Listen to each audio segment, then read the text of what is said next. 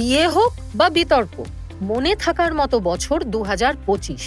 বেশি বয়সে জীবনসঙ্গী বেছে নিলেন স্পটলাইটের নিচে থাকা মানুষরা, আবার মঞ্চে চুমু খেয়ে বিতর্ক বাড়ালেন গায়ক। বান্ধবীর সঙ্গে পরিচয় করালেন আমির। 2025-এর মার্চে নিজের 60 বছরের জন্মদিনে নতুন সম্পর্কের কথা ঘোষণা করলেন আমির খান।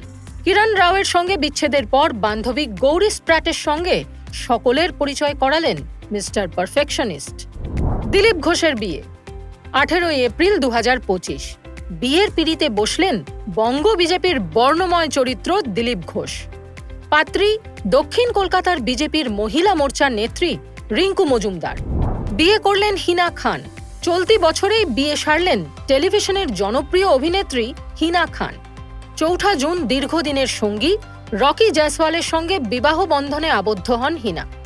হিনার ক্যান্সারের সঙ্গে লড়াইয়ে দীর্ঘ সময়ে পাশে আছেন রকি, তাই তাঁকে জীবনসঙ্গী করে নিতে বোধহয় দুবার ভাবেননি ইয়ে রিশতা ক্যা কেহলাতা হের অক্ষরা। গাঁটছড়া বাঁধলেন মহুয়া পিনাকি। বঙ্গ রাজনীতিতে বিদুষী সুন্দরী তকমা যদি কাউকে দেওয়া যায়, তবে নির্দ্বিধায় উঠে আসবে মহুয়া মৈত্রের নাম। সেই সুন্দরী বিতর্কিত মহুয়াই চলতি বছরে বিয়ের পিঁড়িতে বসেছেন।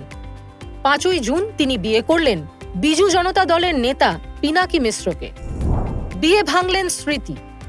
5 বছরের সম্পর্কের পর 23 নভেম্বর বিয়ের পিঁড়িতে বসার কথা ছিল বিশ্বকাপ জয়ী ভারতীয় ক্রিকেটার স্মৃতি মান্ধানার। পাত্র সুরকার পলাশ মুচ্ছল। তবে বিয়ে বাতিল করলেন স্মৃতি। প্রথমে বাবার অসুস্থতা এবং পরে অন্য নারীর সঙ্গে পলাশের ঘনিষ্ঠ চ্যাটই স্মৃতির বিয়ের বানচালের নেপথ্য কারণ। লাস ভেগাসে তনুশ্রীর বিয়ে।